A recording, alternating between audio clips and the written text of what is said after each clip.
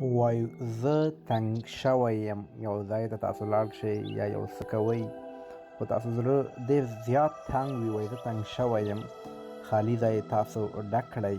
خالي ځای ist langweilig. ist langweilig وایي تنګ شوی. A ich B mir C mich. خالي ځای A ich ist langweilig.